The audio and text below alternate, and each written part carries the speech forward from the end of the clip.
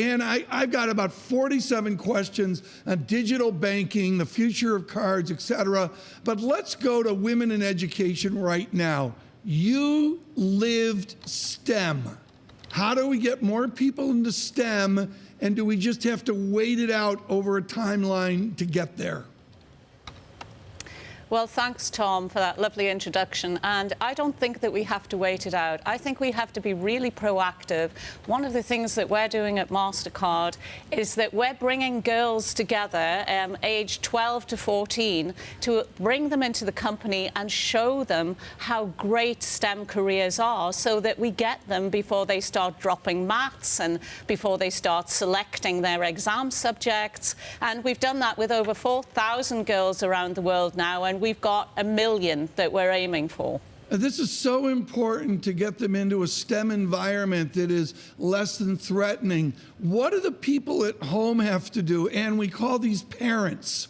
I mean, I get all the cheerleading in the elite schools. Everybody in America is getting 900s on their SATs. But what do we do in every single home to get parents to understand girls can take pure mathematics and statistics? Well, I'm actually a parent myself, Tom, and so I know what you're talking about here. First of all, I think parents have to be supportive of their kids, whatever their kids want to do. Actually, my daughter went to university and did an arts degree, but funnily enough, after doing that, she went to business school, and now she works for a digital bank. And I think the point about this is that you can choose to go into a tech kind of environment at any point in your life, and it's really telling your kids that there's a variety of roles out there, and to follow their hearts on it, and to actually expose themselves to as many subjects as possible.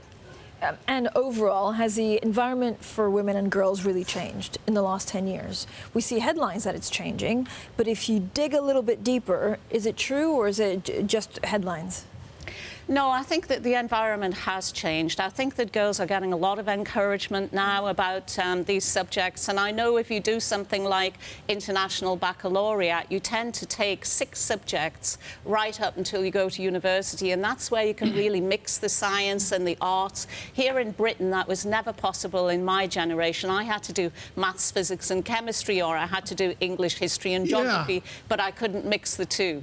Yeah, but at what point do women drop off the ladder, right? Is it because companies don't pay them enough, or is it right at the start at the education level? Right. I think that more women need to go into STEM at the education level, but I think if you're talking about the corporate world, we know that there's a bit of a dip that starts to occur round about in the 30s and early 40s. And some of that is actually related to people having kids and making choices, but it's also, you know, not everyone has children. Okay. So I think we have to look at that and say what is actually happening at that level. Okay, you've touched the third rail, and America, of course, is way, way behind on, you know, our attitudes about, you know, the first baby, the second baby. By the third baby, and nobody cares. You don't know the kid's name. I mean, we all know that. But seriously, Ann, I mean, there's got to be a corporate and societal change on what to do with a grown adult, multi-degreed woman, or frankly, a blue-collar laborer who's worked up to $16 or $22, $25 an hour when they're 28 or they're 33. What's the legislation you would suggest is the best outcome? Well, I think that, you know, if you read anything like 100-Year Life, which is written by Linda Grattan from London Business School, she starts talking about we have to train and constantly retrain, because we're going to live a long period of time now, and we shouldn't be thinking of one career path. I think as far as both men and women are concerned, mid-career changes are actually to be encouraged. In my 30s, I changed from being an engineer to being a banker. Actually, I wouldn't recommend it the other way around. That's a surveillance. Surveillance break exclusive. Once Cairns was honorable. Okay, we'll leave that. And we got to keep this going. This conversation is too important, folks, because we're all living this. And I got a really serious question. How would you explain pi to a 6th grade math student? I'm sitting with my daughter last night trying to figure out how to explain 3.14128, whatever the number is. How do you explain, irrational numbers to a sixth grader? Well, that's a really tough question for me because I can't remember not knowing what pi was. Exactly. But I think actually probably the easiest thing is to explain it in the context of a circle, because actually a pi looks like a circle to me. But the point being that whether you understand numbers that way or you don't, in today's world, it's much more about understanding, why, how do things work on the internet? Why do we need to protect data? What does artificial intelligence do? Right. Yeah. What does that mean to me in terms of helping me with my career?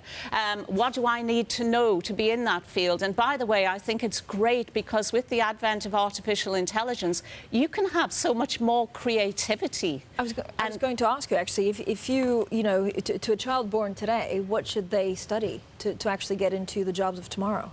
Well, I think, as I said, you have to keep yourself extremely broad. I mean, you have to be creative. You have to be able to read and understand a lot of things that are happening in the world. I mean, your profession is sort of at the forefront of that, and I'm sure that you will be getting more and more artificial intelligence tools in journalism, but at the same time, it will be freeing up you brilliant journalists to think and ask the right questions and maybe sort of train the minds of the computers of tomorrow.